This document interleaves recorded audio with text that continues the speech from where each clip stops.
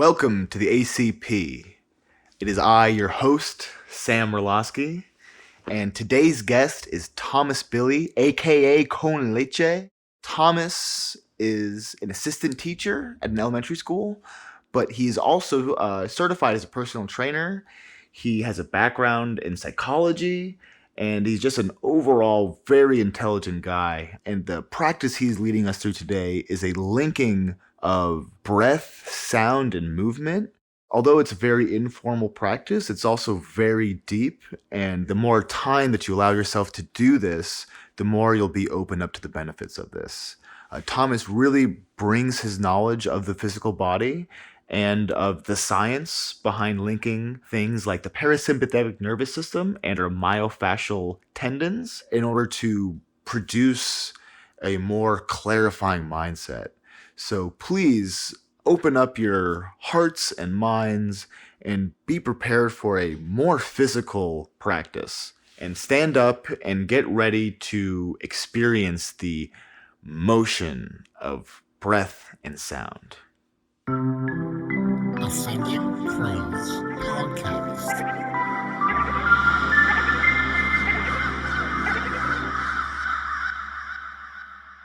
All right. I guess I'll introduce myself. I'm Thomas Billy, con leche, all that good stuff.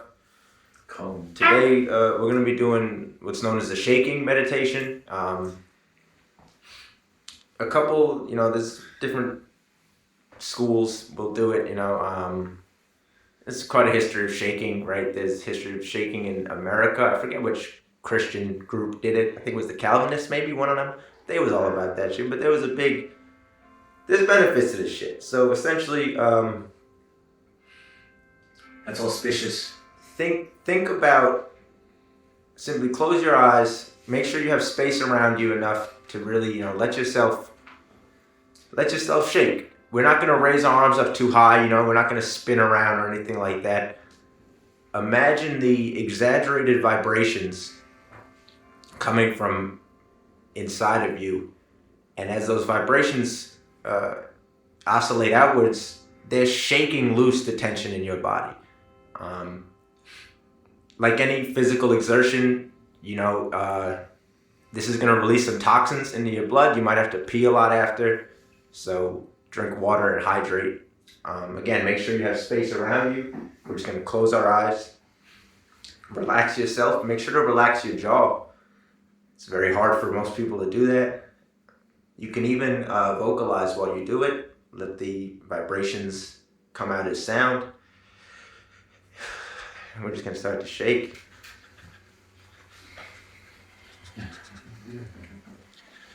You can lift one foot, maybe one hip needs more. You might find yourself getting tired or lightheaded. Take a break. Catch your breath. Begin again.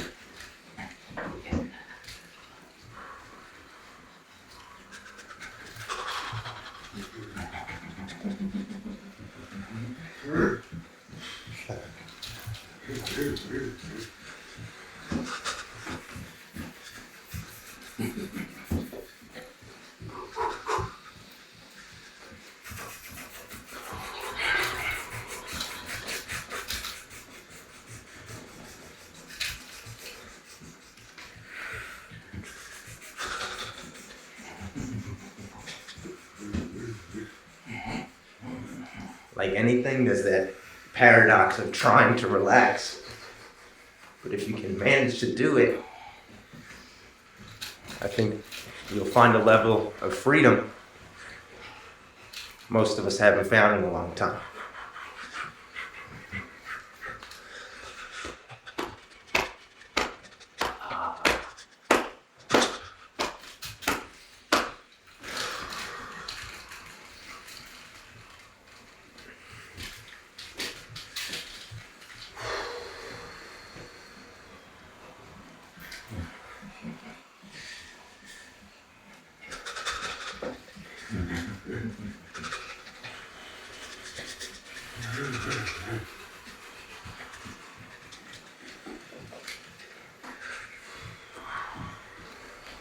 Really, you can do this for as long as you feel comfortable.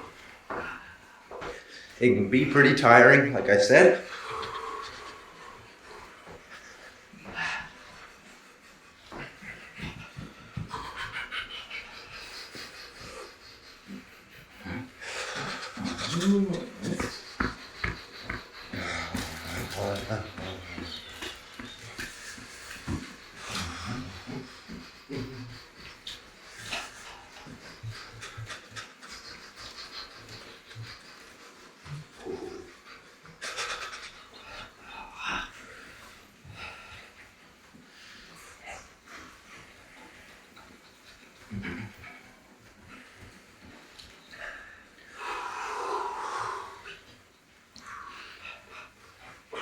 When you feel like you're sufficiently loose, like to finish up just with some nice slow breaths, followed with what's known as the skull shining breath in a couple practices. You're just gonna, using only your diaphragm and the muscles of your abdomen.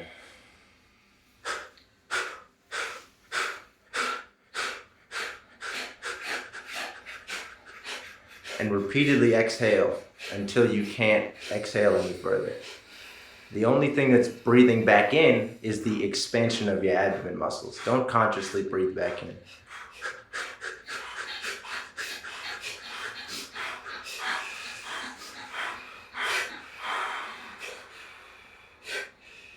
If you find yourself getting lightheaded, take those big deep breaths, reoxygenate.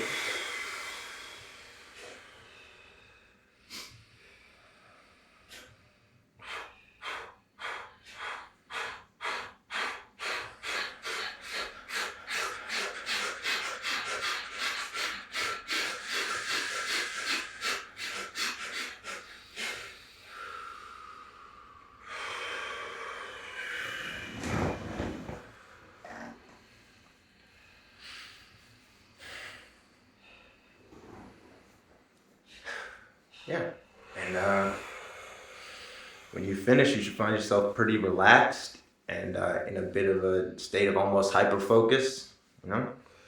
Nothing says that relaxation has to be passive necessarily.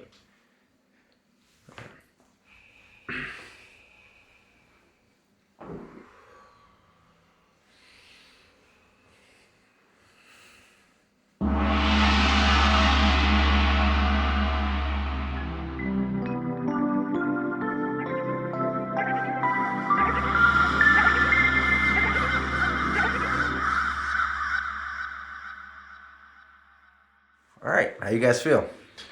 Great. We feel, I feel definitely a sense of clarity. And, I definitely feel like I get this from a lot of my moving practices, but this is really, to me, focusing on the fully active part of meditation. And so just my first question to you is this shaking meditation, where did you first discover this, and what root does it have to your personal practice? I mean, I'm familiar with shaking from it's big in, like I said, some Christian faiths, Right. And I forget exactly the group of monks who do it as well. There's like a Hindu sect who practices. Okay. But really, I personally I'm really into this as a practice because of the connection I think it has between our body's ability to sort itself out and the necessity of us to let our body sort itself out. I think that there's a power to, if somebody was to have been filming us, we all shook in different ways. Right. And you may have found that one particular shake that you were doing felt really good and you liked it more than the others, and or maybe one shoulder couldn't shake like the other, Right. And I think that there's something to be said about just the base practice of letting your body try these things that can have benefits, So I guess I'm just a big fan of this as a practice from my own background in personal training, and I guess, for lack of a better term, as a man of science. Absolutely. Yeah, what I was gonna say is this really does seem like a culmination. I mean, we've all known each other for a long time, and the what I think of what you do in terms of your actual work and your studies is physical training, the study of psychology, and being a musician, being a lyricist. And I think that this really demonstrates those qualities because in movement is really this root of music as well. And when I think of you said you get inspired from a certain Christian tradition, but I also see this as being very similar to the dervish practice. The Sufis spinning, and how that motion, it's the motion that lets them understand that connection to Allah. Right. And so if you could just what is it about? I mean, when it comes to contemplative practice, we always think, oh, you have these images, you have to sit still, you have to be in this position. But what is it about motion that is sort of I don't want to say antithesis, but that is, it's the paradox of what we think we need to do in order to experience a divine presence? Well, I think it comes from the misconception that because we're sitting still, we're being still. Right. Yeah. Nothing is still. Nothing is straight. Right. Right. So, and a big thing that I want to kind of centralize the talk around is the idea of vibration as a universal concept. Right. And the idea, just because you're sitting still, everything in your body is still, your blood is flowing. Right. You're breathing and, there's all sorts of processes that are causing vibrations all throughout your body. I was going to say, you're literally vibrating. Your atoms are vibrating. And, our staunchest science acknowledges this global vibration. Our time system is based on this vibration, right? We have the oscillating quartz watches. That's how we gauge a second. And while we have computerized clocks now, when we made that transition, it was from a quartz oscillating watch, right? So this is quantum physics? This is just the way, I guess it's happening on a quantum level. I'm not entirely sure, but like it's well understood enough and accepted enough that there's this universal vibration, and that a piece of quartz a certain size will oscillate at a certain rate, right, Joseph? Yeah, well, you're talking as a watch guy. Yeah, well, you're talking a bit too about horology, which is like the general study of timekeeping and time measurement, and I think that's probably the closest to the scientific aspect of that, right? And there's obviously more nuance, but quartz is a really important example because it's for watch design purposes the most inherently accurate mechanism, at least for the price. Right. Because they, you can get enough quartz, and a piece of quartz a certain size will oscillate at a certain rate just based on the vibration of the world. You don't have to tap it, or it just oscillates like all things do. It just is small enough, and we're measuring it on such a scale that we capture these oscillations. If you do want to expand that to a quantum level, and I don't want to pretend that I'm an expert on that, it would be that there is an innate vibration or frequency to the quartz. I think guess it's a mineral, it's a stone that arguably is a quantum phenomena, right? That things vibrate. But now the fact that one is more easily measured, and then it's applied and is obviously applied in a different way. But I see that as what would be the quantum link. In my unprofessional understanding of quantum mechanics. I mean, but even without getting into the quantum, mechanics of it, I think that, my point being that we rely on this basis of vibration, right? And we accept it in certain aspects of our life, and not necessarily others. So to answer your question, Sam, I think that's kind of where, again, it's not a misconception, right? You can sit still and get plenty of awesome meditation practice done. I just think that the two don't have to necessarily be synonymous, right? Well, it just some things work better for other people as well, and and as important and to a certain degree, I think still practice is necessary. It isn't for everybody, and so we need to have as many tools as possible that allow, you know, to take all religion and spirituality out of it, that allow us to get a break from our mind, that allow us to have a sense of reprieve and just safety. Right. It's already going in so many directions, which is great. But just to pull back a little bit, I wanted to touch on something you said about how, in this practice, we all take it our own way. We all have something unique about it. And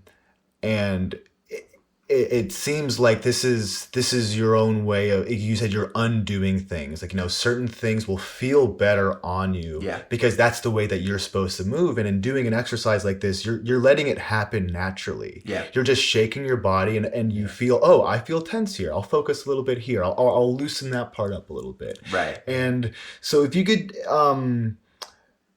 just sort of talk about the importance of letting things happen on their own. What exactly does that mean to your practice?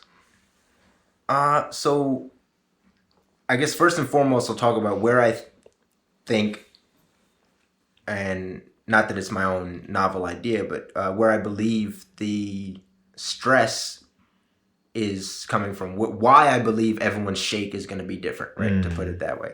And that's, our body reacts to stress adaptations. Right. If the stressor is a lion chasing me, those stress adaptations are going to make me better at running from the lion. Right. But if the stress adaptation, or rather, if the stressor is my boss is a dick and I have these spreadsheets due, and I'm sitting at the desk all day, my body's going to make stress adaptations to make me better at sitting at the desk. Right. So that I'm not distracted by, I have to kind of fidget, I have to readjust my posture. Yeah. I'm uncomfortable. My butt hurts.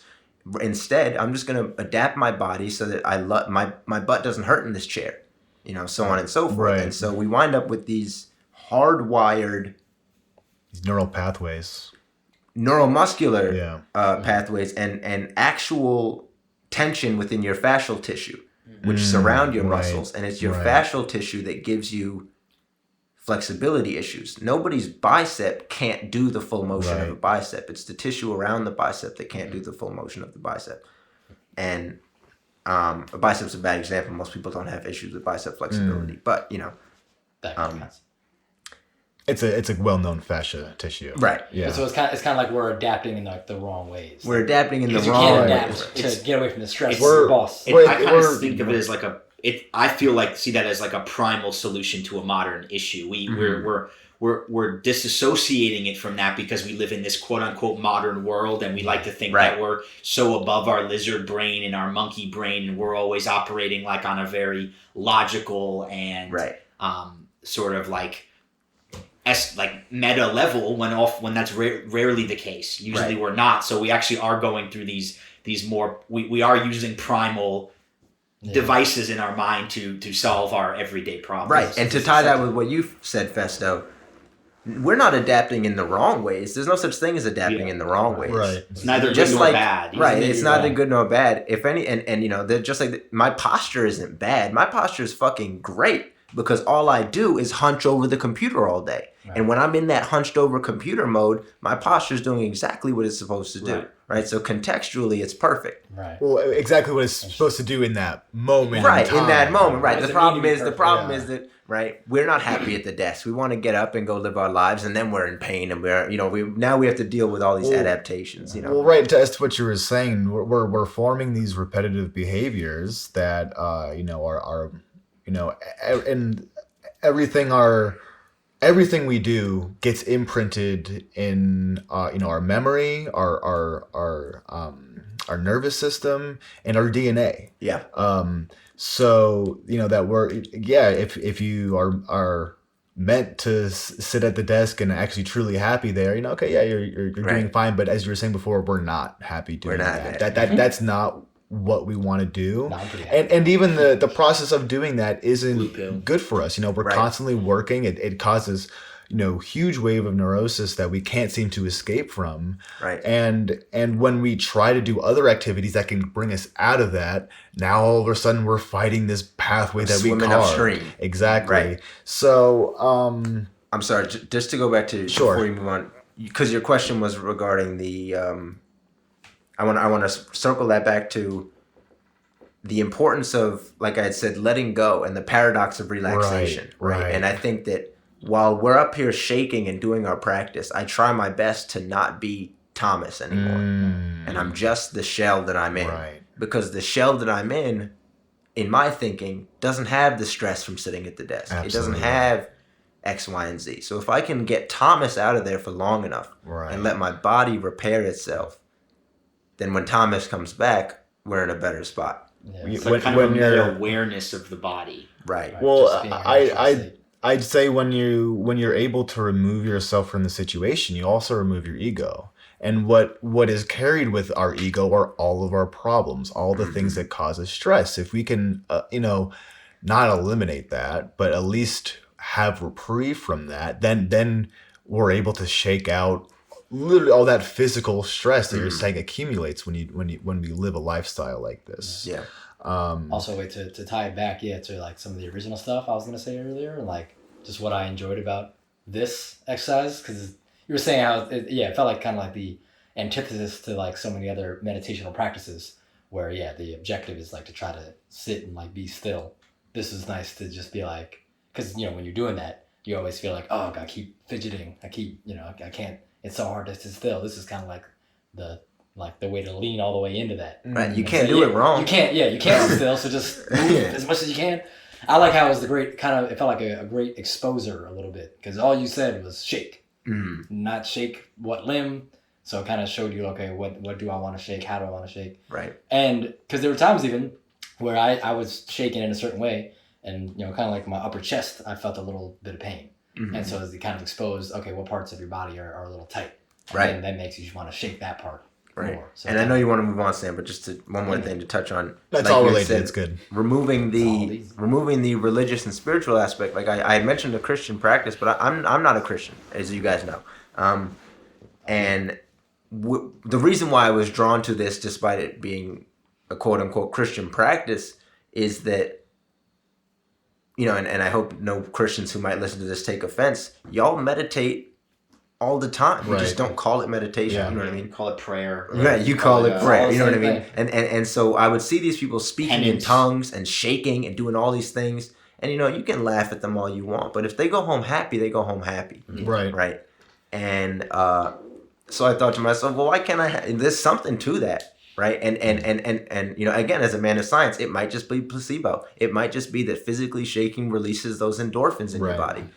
But if it takes God to make that woman shake and she gets the endorphins, that's good. If I can just shake and get the endorphins, that's good. If I can shake and get the endorphins and there's some connection to the spiritual too, even better. Right. It's kind of semantics. Right. It's semantics. Right. If I feel good, I feel good. Result. What you really seem to be talking about, me, which I'm glad this is tying it back exactly to where I want to talk about, is the power of paradox. And that when we're presented with something that doesn't seem to make sense or doesn't fall in line with what our original viewpoint is, it sort of shakes us awake. We all of a sudden we become awake. Like, so the paradox of sitting still in meditation is that literally all of your atoms are vibrating in this moment in time. Not only that, the earth is spinning, it's rotating around the sun. So we're in constant motion even if we're still. Our thoughts are moving, they're changing. So I'd like to talk about this concept that we've talked about a lot just as friends, is this concept of non-doing, called Wu Wei in Chinese philosophy. And it seems to me that the paradox in this practice is that this is one of the most active meditation practices you can do, but the paradox is that by actively doing something, you're trying to find a place in between, or a place of stillness, or a way to release. What is it about this? What's so important about learning how to not do, but what's the importance of coming from this for lack of a better phrase, natural mindset? Well, like, I guess it depends on the context, but I mean, ignorance is bliss, right? You know, I think back on like being like frustrated as a kid trying to be good at things, Right? Yeah. right? Trying to be really good at stuff, and why I couldn't wrap my head around how the other kid who's really good at it doesn't seem to be trying, right? Right. And it's not to say that he doesn't try, and it's not to say that they don't work hard, but it's to say that there's a power to non-doing, right? And there's a power to something almost being second nature, right? And it's not necessarily second nature, but you know, I think that it's a skill to be able to try. Absolutely. It's a real skill to be able to apply yourself, and most people don't have it, and they don't learn it until too late. Right. There's maybe they think it's too late. There's a management term I like that I really like that I think relates to that is analysis paralysis. So it's the idea that, and I'm a victim of this as much as anyone, right? Of wanting to having such a desired outcome in mind that it actually stifles you from executing it. Yeah. And you get into this vicious cycle where now you're self-loathing your inability to execute the thing because you're thinking about it too much. Right. And that's why there's a lot of people that have had a lot of more success just kind of what Jordan Belfort kind of calls like straight line persuasion, like just like point A to point B and base your thoughts. Like he's coming from a sales context, but the idea of like any, and I think it can apply to this though, of just trying to be as decisive as you can in your actions, but you kind of have to get over yourself in a way, right? You kind of have to get over yourself before you do that. Right. Like finesse sports, I think are a good example. Like golf, right? Yeah. Right. That's a finesse sport. Hell yeah, it's a finesse. That might be the most. We play spiritual activity on a polarity, but if we place sports on a polarity, you know, with being physical strength one, and then mental acuity and finesse, as you're saying. The golf is completely at the other end of the spectrum, opposite to physical strength. It is all about, you know, focus and attention. Bill Burr will always bring up in like podcasts and stuff. He was at some gala talking to a bunch of hockey players and football players and stuff, and he was going, shooting the shit with them. What about golfers? And they go, oh no, golfers are the best athletes there are. Right. And they go, what? No, you guys are better athletes than golfers. And they all said, no, when I go out there, they make the snap. The play runs about 16 seconds. There's people screaming. There's all this stuff going on. And it's muscle memory. Right. When those guys go up there, everybody's quiet. They don't have to hit the ball until they feel like they're ready to hit the ball. Yeah. Everyone's waiting for you to hit the ball. Right. You know what I mean? It's fucking intense on your mind. And psyche. And to bring it all back to the idea of Wu Wei, the best people at anything are kind of dicks, right? You're an asshole. What track-mindedness, right? You're kind of an asshole because what do you mean you just go up there and hit the ball?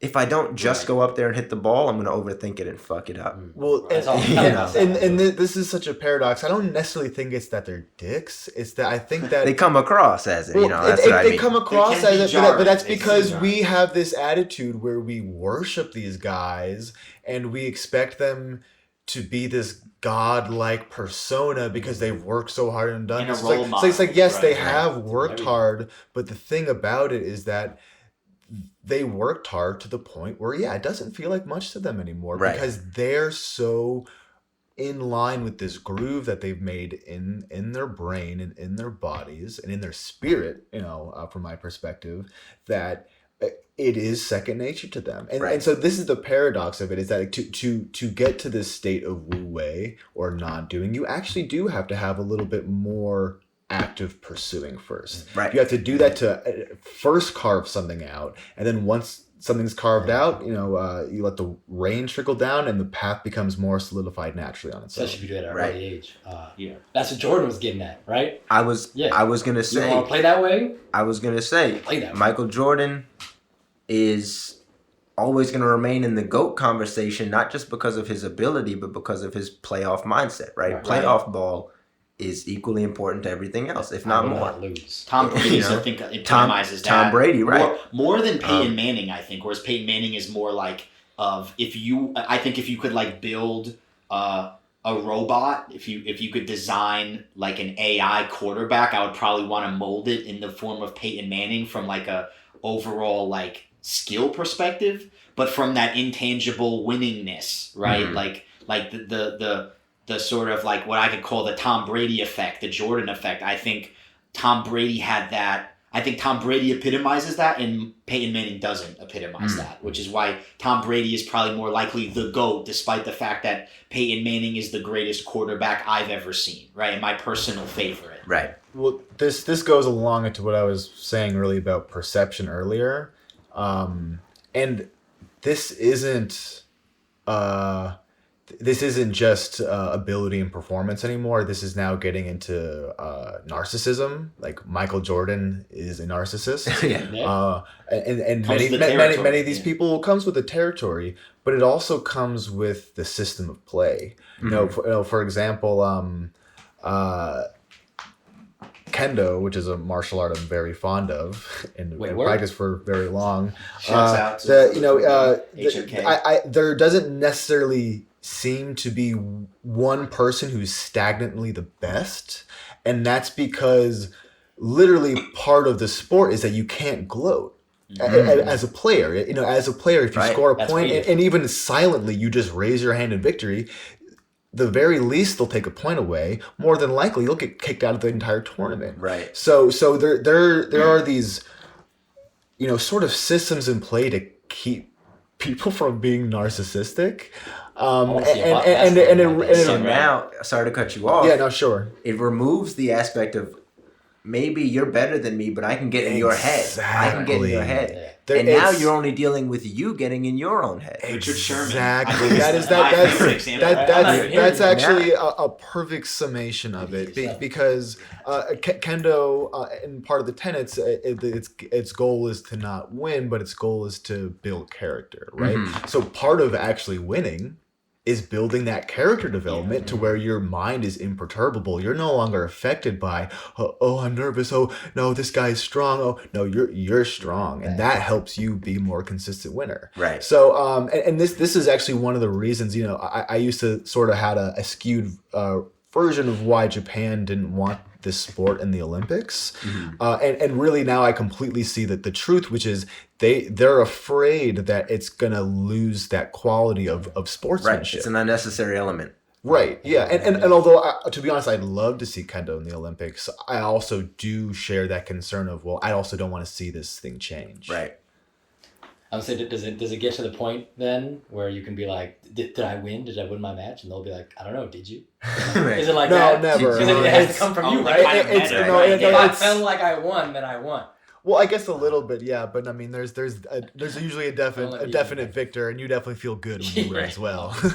Well, in a way, that's true with everything, right? Is if you feel like you won, then you won, or if you feel like you learned, then you learned. And, absolutely. And as a culture, we should teach that more, right? It goes back to what I was saying in the beginning of, it's hard to try, right? Yeah. Especially as a little kid, where you think you're only supposed to try when you win, right? And so we don't value trying and failing like we value trying and winning. I think in New York, just from the context of like how my parents grew up, that like there is this concept of winners and losers, right? And there's like a kind of binary that people fall into. And of course it's not like a definitive thing, but there is this implication that like some people are just winners, right? Inherently, and some people are just like losers.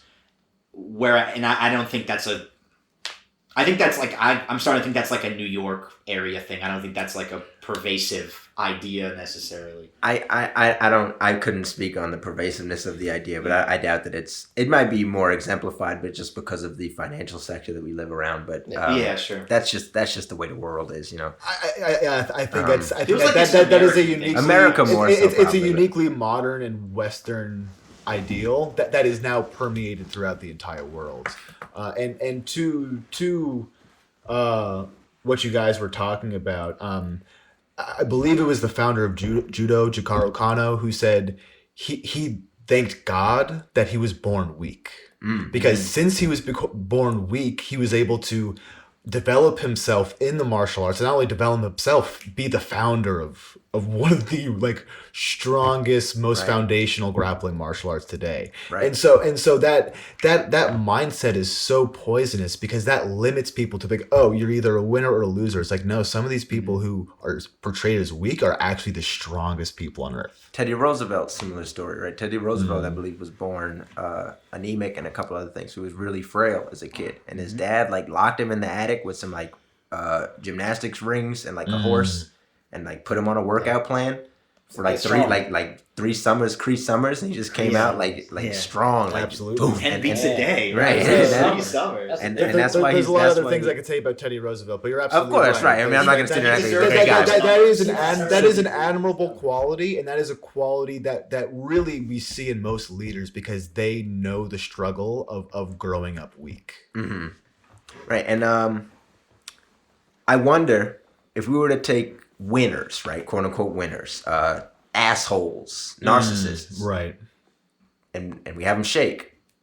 Do they have those same tensions? You know, do they carry these intangible tangibles? You know, where everyone, you know, and that's part of why I grew to be very disillusioned with the fitness industry, is because so much of this shit is subjective, and we and monetized, and which I think clouds it. It's meant to be right. It's meant to be sold as these one size fits all things. Sold as the world. There's a sales component and marketing. It also seems like the goal is self-preservation rather than self-health. It's not even self-preservation. If it was about self-preservation, you know, people wouldn't be destroying their joints in the sake of lifting heavy weight. You know, it's about ego. It's ego lifting. I guess that's what I more mean. Yeah. It's about ego lifting, and it's about forcing your will on your body. From the industry perspective, it's about finding these one size fits all solutions to things that are, like I said, are entirely subjective. You know, and to bring things back to the idea of fascial tissue, which is where our movement restrictions come from, right? Right. Unless you have some kind of issue with your bone structure or an actual tear or actual like loss of a muscle, it's the fascial tissue that's going to be causing these problems. And the fascial tissue has no separations, right? It's one big thing from our toes to the top of our head. And so the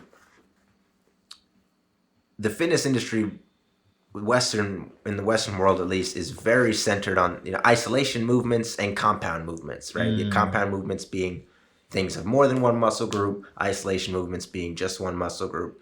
And even an isolation movement is a compound movement, right? When I move my bicep, I brace my fucking calves. You know what I mean? Like, it's all connected. And there's a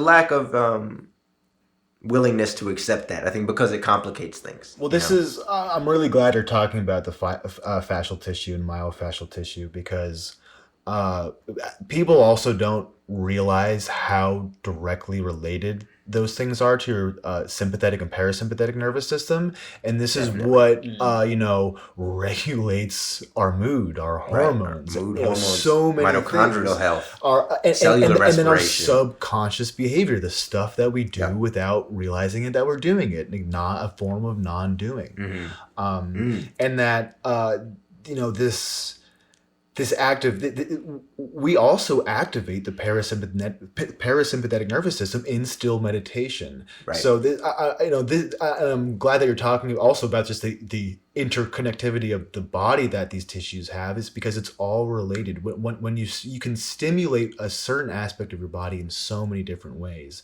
and like you were saying, you're disillusioned with the health industry. It's this, we get locked into meditation is the way you regulate your parasympathetic nervous system. That's it. That's all you do, right? We get locked into these ideas of what we think is the right way to do. And yeah, it's all about self-preservation. It's all about ego. It's all about you do this my way. And then, it's so ironic because the root of these practices are meant to break that down. And in some way they do the opposite. Right. Right, and now I get to tell you about how I meditated this morning. Right. You know, it's like, and you know, I think not just the connection between your visceral and your biological health and the fascial tissue, but the connection between, just to bring it back to, between your mental health and the fascial tissue. Right. You know, and the idea that, like we were talking about this the other day. I don't know if you guys were in the chat for it. I don't think so. Like the idea that like a dog has anxiety. Right. Yeah. Ain't no fucking wolf in the wild got anxiety. Right. That is a Because learned it has behavior. real problems. Yeah. And the dog for millennia rather has had stressors. It has had things to fear, and now it's doesn't. adopted human traits. Right. The word is domestication. Right. It's a domesticated wolf. It doesn't right? That's have the these distinction. fears, but it has in its subconscious the need to prepare itself Right. for fear, for stressors. And so it gives itself, like, I know this girl, her dog has separation anxiety. They got to turn the radio on when they leave the house. My dog's the same way. It bites my ankles when That's he a tries waste to of leave the house. It's like, again, that wouldn't happen to a wolf with real stressors. Right. Yeah. But you know what I mean? and real responsibilities. as Right, well. right. And I think the same thing goes for us as people. And it's not to say that stress is relative, sure, but to tie this in with the concept of non-doing, what if I treat everything like it's nothing, right? Right. You know what I mean? Like there's shit out there that's stressful, and there's things that require my attention. But if I let it be big, it's gonna be big. Right. Right. And if I treat it like it's something I can deal with, it's something I can deal with. There was this sales guru, I forget his name. When I was working at LA Fitness, I was listening to some of his stuff, and he said something I really liked. And even though I don't ever plan on doing sales again, I really liked this saying. He said, "Get excited about your ability to do the necessary things." And I was so fucking bummed out working at LA Fitness at the time, but that helped me so much because it reminded me there's no step in the sales process that I can't do. It's only at the end that I frame it as yes or no, as a success or a failure. It's only at the end that I can frame it that way. But if I'm excited about my ability to pick somebody off the floor and take them through a workout, then that part's fun. Right. If I'm excited about my ability to do the workout with them and teach them, then that part's fun. If I'm excited about my ability to pitch the sale, then that part's fun. Absolutely. You know? But you've been taught that the only thing that really matters is Was to make the right. sale. Well, that's why I left, is because at the end of the day, that's what it was. But, c'est la vie. Say la vie. Just the big thing being, the idea that it's easier to non-do small things, right? What you're talking to me, or what you're saying to me, sounds like it's the essence of freedom, whereas it's basically a mindset, right? If you can, to me, one of the greatest things that I've gotten from the Eastern practices and traditions is the ability to, I mean, not always, right? It's fucking hard as shit, but when you find yourself not needing anything, then you also find yourself not caring about the shit that comes your way in everyday life. We all have this shit to deal with, right? So if you're not necessarily desiring much in that moment, then also anything that crappy that comes your way is not a big deal to deal with, right? And I think that's such an important part of non-doing, is that, like, yeah, just like, this is your life, man. Like, are you gonna turn it into something big and complain about it and give all this weight to negative thought, or are you just gonna do it and know that we all have these things all these stressors that we gotta deal with? And that's what you're saying about stress being relative. Does the wolf start fretting over the baby of his that just got eaten, or maybe momentarily, yeah, that is something that's universal in the animal kingdom that brings sorrow, but they bounce back a lot quicker. There's a reason why animals sacrifice their young in a dangerous situation. Their neural pathway says move on. You got to keep going. Right. This is nature. This is going to happen. And so I think when we can adopt that, like, oh, this is gonna happen. Like, I'm gonna deal with tough shit. Like, my loved ones are gonna die. I'm gonna lose some friendships. This we don't need to focus on all that external stuff anymore. We can be grateful for what we have. Right. Well, and I want to draw circle it back to the idea of vibration. The idea of vibration and a ripple being almost synonymous, right? And so now you have the choice. When something hits you, do you vibrate? Do you ripple, or do you break? Right. It's like I think Bruce Lee has that thing, right? Bend don't break is like very pervasive in martial arts and sports in general. Right. The be water would be, I guess, like Bruce Lee. The Bruce Lee thing, right? But or like to that. Right, but or like in huge storms, hurricanes, old trees die. Right. Younger, more flexible trees tend to stay up, right? Because they fucking can deal with the wind better. Babies are fucking malleable as shit, right? Because this whole idea that we're supposed to keep them super safe is bullshit.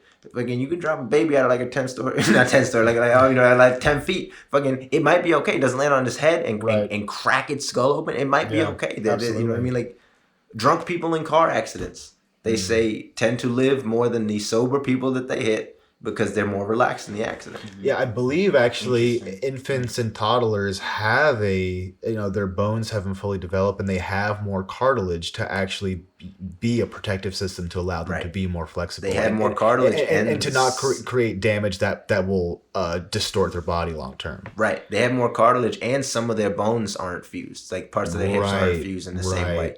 So they do have different levels of mobility than we do as adults. But the idea applies. We have to be supple. Supple is a word that has kind of left the fitness industry. But if you read old stuff, that was like the thing, right? Supple, soft muscle is better than hard muscle. Weighs less. Because I always have to bring things back to kendo, right? But there's a reason we use bamboo swords, right?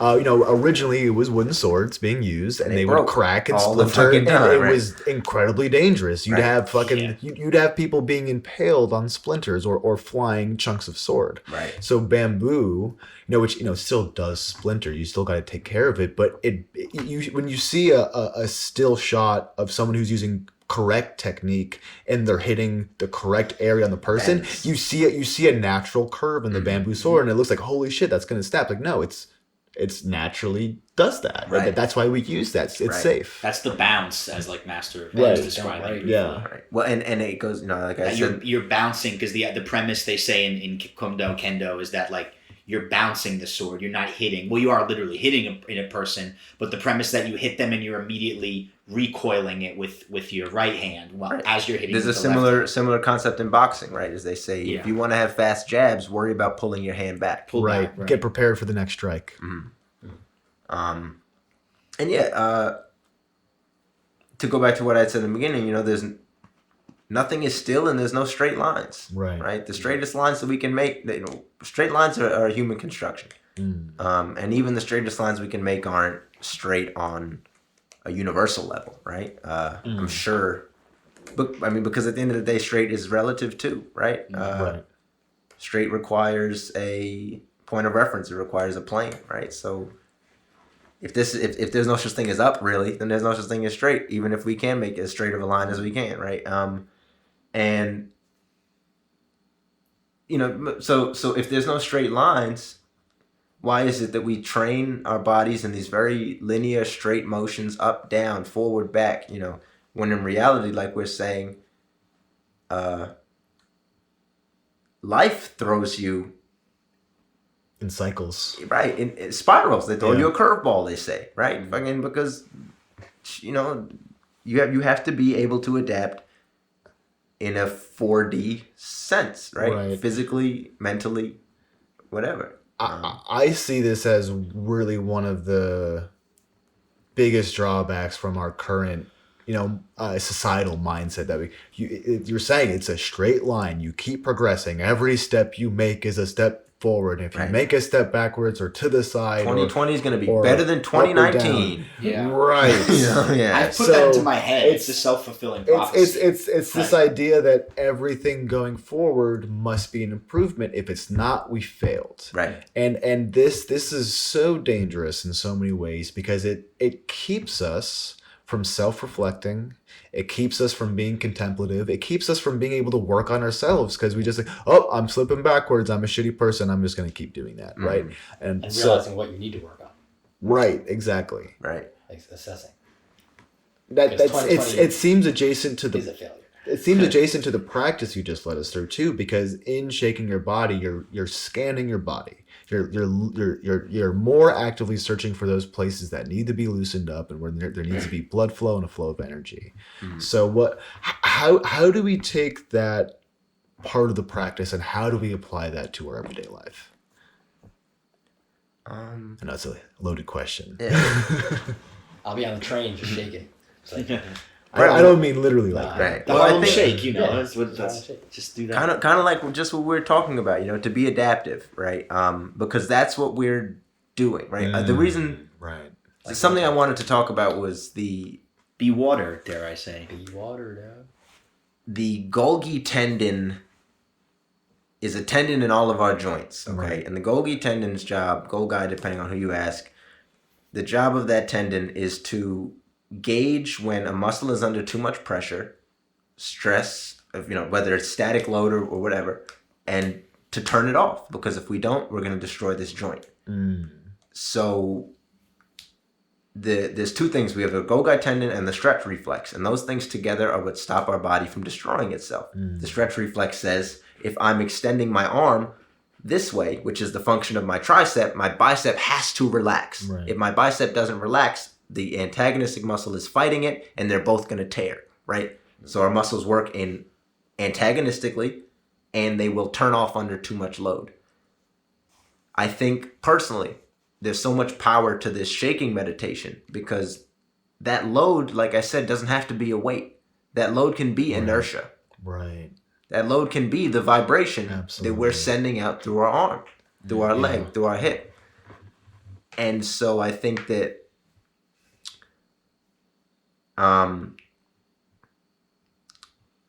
not that, you know, this isn't exactly the best way to answer your question, but I think that take that notion that there's a power to, there's a relaxing power to movement and to shaking, to vibration, to freedom in a way, you know, and then try and apply that to other aspects of your life. Right. You know, the big thing just being that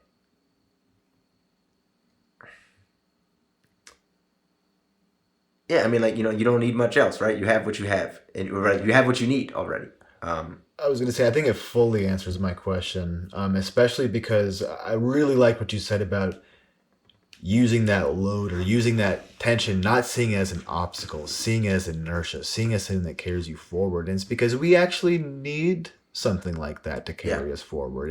If everything was no issue, no problem, there wouldn't be any actual growth for us. There wouldn't be anything for us to overcome.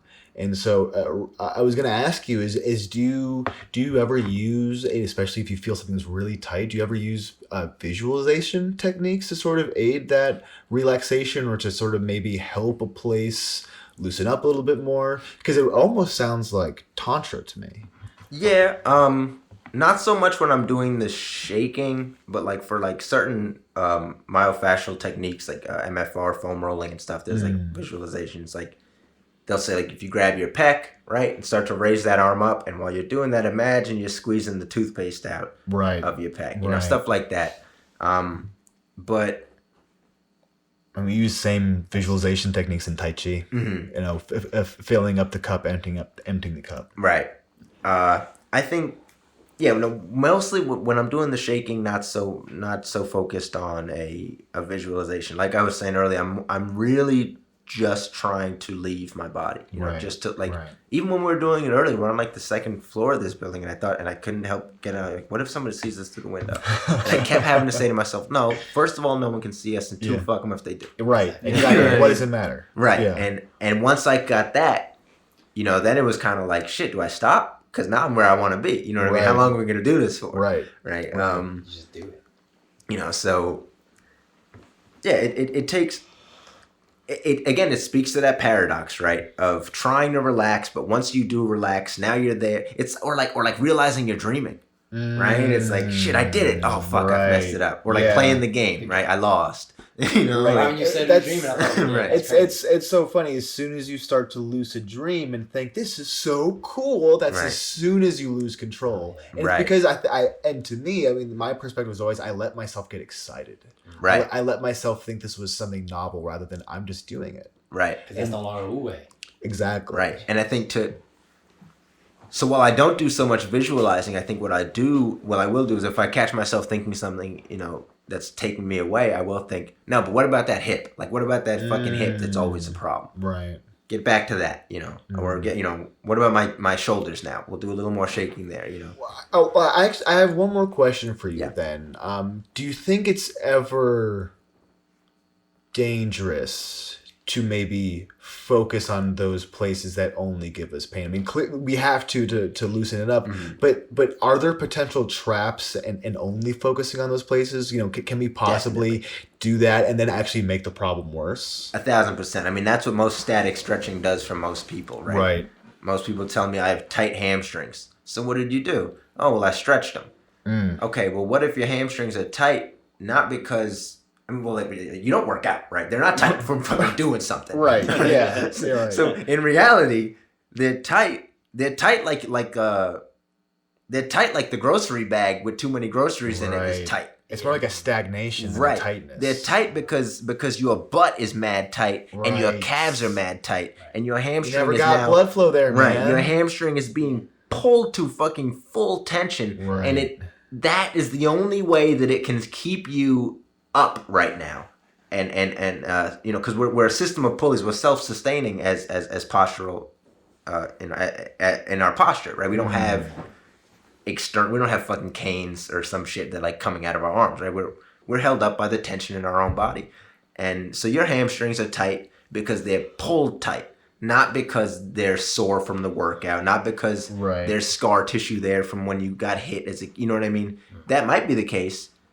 And if that is, that's why, you know, a good trainer will ask you if you've ever had injuries and things like that. And, you know, I fell hiking in like senior year and I hit I got a contusion in my leg and I'm still dealing with that. Right. That's one of the few ways that you can get some real, genuine tissue tension that isn't just caused by some other fuck up in your body. Right. You know? And so, or like the hip flexor. People all the fucking time got tight hip flexors. So what do? You go and you stretch them all day, and it turns out that your hip flexor, same thing, is tight, not because it's needs to be stretched, but because it's too stretched already. Right. It's because your hip flexor doesn't fucking start where you think it starts. It starts up in the middle of your lumbar spine, Right. and up there it's too long. So we got to address it up there, right? Don't worry about it down at your hips. Right. So on and so forth. You know, so there's all sorts of things where if you just listen to conventional wisdom and follow what your body's telling you and you don't know what you're doing, you can make things worse. But also if you listen to your body and don't let conventional wisdom challenge that, you can Right. make a lot of progress. You know? It's really interesting that you talk about just the area of the lumbar spine, because what I also associate that area is our diaphragm and our lower abdomen. Right. I think an additional part of this problem is that, you know, we don't that people who complain about these pains just also don't work out the muscle, and so it never gets blood flow, never gets activity, is that our breathing. And you don't drink water. It's a big thing You too. don't drink water. You don't get proper oxygen, Shouts out to and life part of juice, that is life because juice. you're not breathing deep enough. You're not breathing down to your diaphragm, and this was, I see, such an important part of the shaking meditation part is that you're showing us this It is a quick, small movement, but it's still utilizing your abdominal motion. My stomach hurt breathing, after. I don't know about yours. And Yeah, I that's been a pretty regular part of my practice for quite some time, and it's just abdominal breathing in general. Right. So I'm actually quite used to it. But you do feel an intensity. Your body builds up heat, and as you said during the practice, is that you're automatically going to intake more air. Not just more air, you're going to be breathing with more capacity of your lung. And this is something that people really don't acknowledge, that you're with all of your physical activity, you have to link your breath. If you don't link your breath, you're going to either hold your breath or you're going to hold your exhale too long. Right. And that is so dangerous to our body and our equilibrium, because that stops the flow of blood, which stops oxygen and nutrition getting to the places where it needs to go. So what's a good method that, because we don't want to hyper focus, right? But what's a good method to keep our breathing smooth and relaxed while doing vigorous physical activity? Keep your belly button pulled in. Yes. Right? Yeah. And we have this big misconception that our abs are a six-pack. That is the least important muscle in the entire fucking body. Right. Because I never in my life have to do a crunch in isolation. I was about to say, you get that from doing crunches and starving yourself.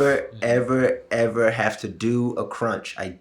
When I bend forward, I'm supporting myself with my glutes and my hamstrings. Right. When I get up off the ground, unless somebody's holding my ankles and making me do crunches, I'm not doing a crunch. Right. You know what I mean? Like, it's not a necessary motion.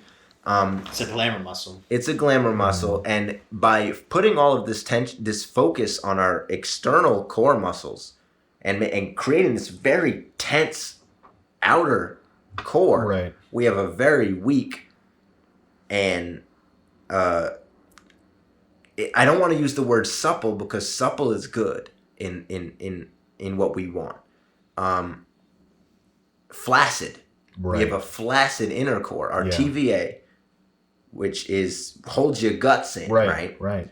And then pressurizes you, right? Mm-hmm. If the more I can keep my guts in, the more pressurized my chamber is. Yeah. The more I can stand up straight, the more air I can hold in my ribs, and the more my posture, like I was saying earlier, the more that internal system is supporting itself. Right. So if you want to baseline, just incorporate better breathing into your exercises. Don't flex, don't pull really hard, just tuck your belly button in a little bit. I'm really glad you're saying that, because it drives me, or I shouldn't say it drives me crazy, but it puzzles me how this information is so, I mean, in higher levels of athleticism, they know this, right? But that on a base level of health that we have as an overall population, this is like basically not lost knowledge. Because it's boring. I was about to say it's so much harder. It's so much harder to do a plank or to do a boat pose than it is to do crunches. And plank and boat pose in terms of appearance isn't as rewarding, right? But like you said, we do these two exercises are across the board in East Asian martial arts, because in East Asian martial arts you protect your dantian, your lower dantian, your hara, the center of gravity, and the sea of chi energy, right. and it's so important because. Exactly. It's so important because, I mean, not only for the esoteric qualities of being like the source of all your spiritual and physical energy, it also is actually the center of our gravity, right? So the more accustomed we are with the center of our gravity, the more balance we have, the more foundational strength we have. Right, the better you can leverage yourself. Exactly. And do all the other workouts. And so, I mean... and sorry, I just want to stop go ahead. On the point of your plank. The traditional, most people, the way that they do a plank, same thing, very rigid. They tense their obliques and they tense their rectus abdominis. You really should only be tensing your very lower abdomen. TVA in your glutes. Yeah. The TVA in your glutes is what's supposed to be keeping you up there. And that shit is boring as fuck. Because you can't, especially when you're first starting, you can only do it properly for like 2-3 seconds at a time. Right. And people really don't, it's frustrating as hell. You know, when I'm having them do it, and then they go, great, no, good, no, Good, nope. And they start getting mad at me because I'm asking them to do something very difficult, and they don't understand that just holding it there for 1 or 2 seconds is progress, and it's great, Absolutely. and that's what we want. And they don't, people don't want that, and I get it, but it goes back to what you were saying before about needing everything to be in a straight line. Yeah. Yes. Right. I need fucking infinite right progress. I need results. Instant gratification. Sorry to cut you off, but I feel bad for people who think that's boring because, to be honest, as the more planks are what I look forward to in my exercise. It's such a full body exercise. When people think they have to focus everything on the core, no, you get a great workout in your legs as well just by holding true. it. When you work your muscles in a way that really fatigues them and you get that shaking, forget lactic acid buildup. That's a huge misconception, right? Is the idea that building lactic acid up in your muscle all about the and shake. Getting the burn is what leads to development. When I shake, I don't even necessarily feel the burn. You shouldn't. Yeah. Right? Because when you shake from muscle fatigue, right, that's the sweet spot. Yeah. That's where once we get up and we're done with this fucking workout, it's going to follow you. Because that shaking that was happening there was when we were holding that plank or we were holding that wall pose or whatever. You're not shaking because your muscles are that tight or because there's that much lactic acid and feel the burn. You're shaking because your central nervous system is like, can I be in this spot? Fuck no. Can I be in this spot? Fuck no. Can I be in this spot? Fuck no. Can I be in this spot? And then eventually, I can be in this spot. Right. And now we'll worry about going to and it's not glamorous, right? That it's not glamorous, but it's not fast. The stuff that we need to do. No, it takes discipline and hard work. But again, I feel bad for people who think this is boring because once you really start applying that stuff, the benefits you get on a mental level, on just mental clarity, oh my God. Talk about one of those great questions of the chicken before the egg, right? My posture and my emotion. I walk around, I correct my posture. The importance of the spine. The importance of the spine, the importance of oxygen flow to the brain. Which one is it? But all I know is that not only do I walk around with my chest higher, I walk around with my chest higher. You know what I mean? Right. Like my chin up, stay with my chest. Always. But also physically speaking, chin up, say it with my chest. Talking with your chest. Right. Which one is it?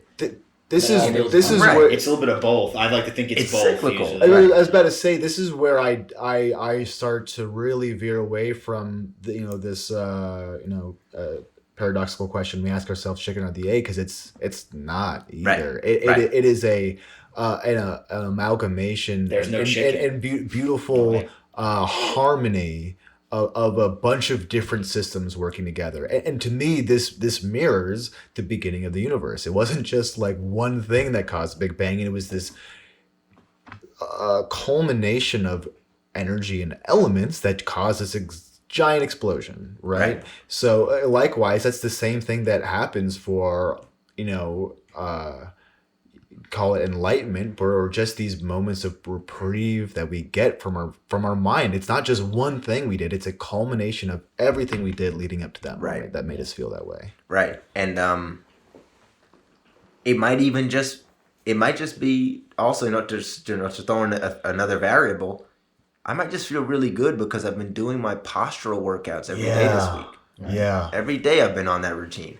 Talk about affecting the parasympathetic nervous system. Right. That is a direct way you do it, by just adjusting the spine. Adjusting the spine and habit forming. Yes, habit forming. Yeah. On the topic of how the muscles work together and stuff. There's been times where I've been like, my hip kind of hurts, and how you were saying it's not just about I'm going to stretch now, and that's all you have to do, because oftentimes, especially if something feels really off, maybe if it's not that off, I can just do a quick little stretch and it feels all right. But it's usually it's not until I go through my whole core workout routine. Right. Then it's with the whole body, and then it's that one muscle, that feels loose. Right. Because I worked on everything I did the workouts, not just stretching it, getting the blood flowing to it. Yes. That's the importance. Sometimes if I have a headache and I think, I shouldn't work out, it's going to make it worse, and I just force myself to work out, the headache goes away. Right. As long as you drink water. Yeah. Right, because generally it's probably a blood flow thing, right? Right. And to your point, Professor, and just what I was saying earlier about how complicated it is and how people will always look for these easy outs. It might be that if it's your left hip, it might be that you worked your right rotator cuff and that loosened it. But it also might be that you worked your right hip, right, and then your right hip was able to then take some of the load off of your left hip. You know what I mean? Right. Because now it's more active. Wow. Like there's just so many. It could be a chain effect. Right. It could the hip bone connected to the. You could have just bone that's expanded connected your to- ribs a little bit more during that, and now because your ribs are a little bit more expanded, your hips sit a little bit further back, you're breathing a little bit better. Right. You know what I mean? Like it's just it's all connected, and to a point, trying to figure it out is It's never ending. yeah, right. It's asinine. You wind up fucking chasing your tail. I was gonna say that this is so funny about the human condition that these movements that we're saying are natural movements. Like we see, and we learned a lot of this stuff because we watched animals move, and they know how to naturally move. That goes according to the way that their bodies are built, right? So I think there's something so funny about like we actually have to learn how to move properly. Again, we have to relearn. Because it's something we did originally know when we were, thousands and thousands of years ago when we didn't have all these influences adjusting us. But now, we it's so funny that we have to relearn how to do something the natural way. I've been having some neck issues recently. I've been looking up ways to better stretch the neck, and I keep thinking, I have to lift the head up all the way, tuck the chin to the chest. Like, no, it's what I looked up and what felt so good is to actually just pull the chin inward and back and to help reset the spine and all these muscles back here. It's not that you need to cause this active stretching. You just need to let the muscles reset a little bit. And that in terms of tension in the neck mainly comes from setting the right vertebra. Right. And there's two things. I would say that not only we don't just have to relearn how to move from thousands of years ago, we have to relearn how to move from when we were 10. Yeah. Just the older you that's actually when you hurt your knee, that's your actually arm. it. That is it. Yeah. There's kids in my school 6-7 years old and their feet turn out, their fucking hips sag like they're old people, and I'm like, yo, this is crazy. You should be running a mile a day and not even thinking about it. That's a generational thing. That's because these kids aren't doing anything. And really, it's sad to see because we're supposed to be better at that stuff when we're younger. Or at least some, maybe some of us are born a little bit more awkward. But in kendo and in kumdo and the dojang, we more emphasis has to be placed on the left arm to do a proper cutting swing. Where most of us are right arm dominant, it takes most of us, longer to learn that skill. However, the younger you are, the less dominance you have in one hand over the other, the easier it is to learn that technique. So when you see kids who are 8, sometimes it just takes them 2 years to actually learn how to cut, which is considered very high level technique. When you're, let's just say 19, 20, sometimes it takes you 10 years to learn that technique, or sometimes you just don't. Right. Right. So it's funny. It's funny that how it works like that. Stress is relative, right? Yeah. To tie it in with the traditional fitness industry, and again, these aren't my, novel ideas. But most strength training that we put athletes through nowadays kind of removes that natural athleticism. We trainers who don't know what they're doing, I should preface it that way, and think that strength output is the same as force generation. Really, screw up a lot of these these young athletes who up until 14, 15 have just been playing the game. Right. So they're doing no sort of conditioning. Right. Their body is conditioned to play the game, and they're great at it. They run really good. You know what I mean? They have minimal knee pain and whatever else. Contact injuries is what they get if they're playing a contact sport. Right. Non-contact injuries happen to older people. People write off, oh, that's just because they're older. No, it's because we strength train, we do all these bonkers things. And then if we look at the athletes who didn't hurt themselves all the time, AI wasn't going to practice. You know what I mean? Like AI wasn't going to practice. He was offended that you thought right, he you know should what I be mean? in Like, yeah, practice. Yeah. The real athletes who not only tend to break a lot of records, tend to do it without hurting themselves. Right. Have predictable movement patterns.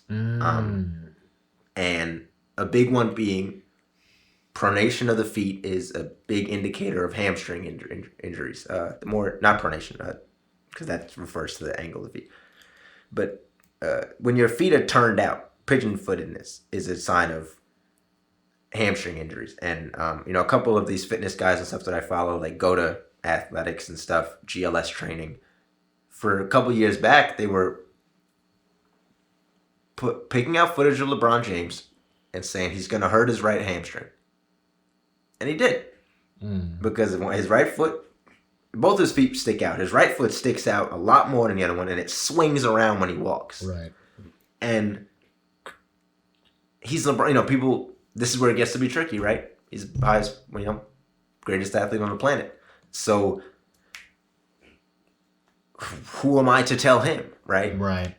But there's from a natural movement perspective, he is moving incorrectly. And he's even more of an anomaly in that he's only hurt himself once. Right. If I know something we don't know. Right. By doing what he does. I think it speaks to a genetic component there, just to the strength of his joints and his tendons and everything else, that he has only really injured himself once or twice in a non-contact injury, despite having, if some kid walked onto the basketball court like LeBron James walks, most of us would be like, "Oh, this guy." You know what I mean? He walks funny. Yeah. I don't know. Well, this is part of what we were talking about in two ways, of that dependence that we see on that straight line path, thinking that's the only way. These guys who are successful, maybe he wouldn't feel the need to listen to you because why should he? Successful, but that can also be an issue. People who like that still need to have the ability to cycle back and be like, oh, you know what? Maybe I still could be better. Maybe there's something doing that I'm still, is against the path.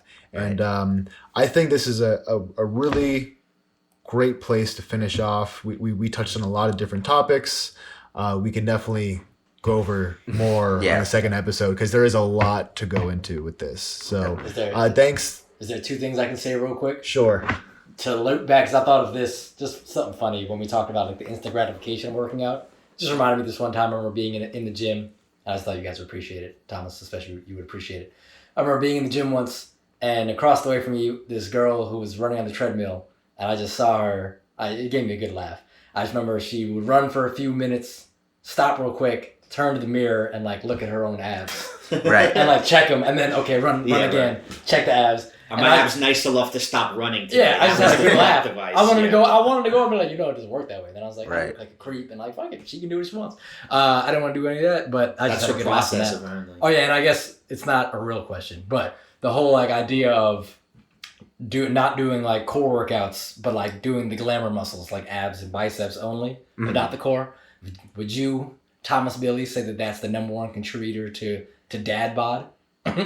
As someone who wants to avoid dad bods, beer is the number one contributor to dad.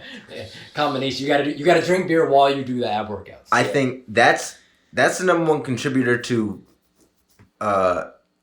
people who work out still having really shitty posture. Yeah, that's that. Because so much of this bicep tension then carries up into the front of my shoulder and is going to round me forward. Right. And then I'm training my fucking crunch muscles all day, and now they're stuck down and forward. Yeah. Right. And I'm screwed. And even if you get abs, they're not going to last forever. Then right. they just blow up into a straight gut. Right. I mean...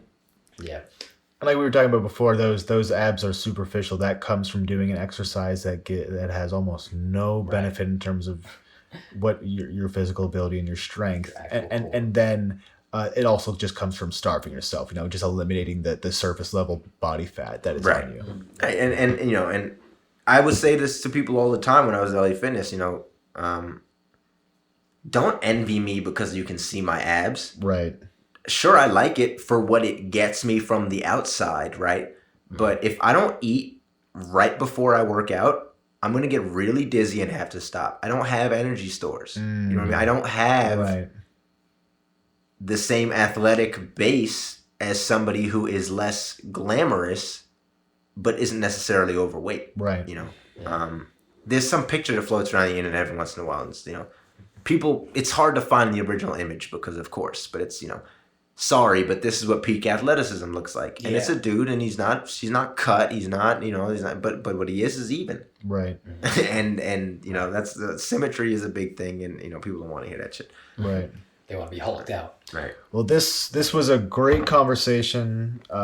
Really a great meeting point for me between the physical and spiritual practices and the reasons why we do this stuff. So tell us, is there anything you'd like to promote? Is there any place we can find you? I think for a little bit you were doing a Teachable course. Are you still doing that? No. I don't really have anything to promote or plug, really. Just Crow Gang. Yeah, really, it's just Crow Gang, you know, Crow member, all that good stuff. Yeah, I mean, drink your water. Life Juice. This show's Ascending Crows podcast is brought to you by Life Juice. Right, Ascending Crows podcast brought to you by Life Juice. Partner. Drink your water. Fucking compliment yourself. Yeah, you know. Keep your rent paid. Right, pay your fucking rent. There you go.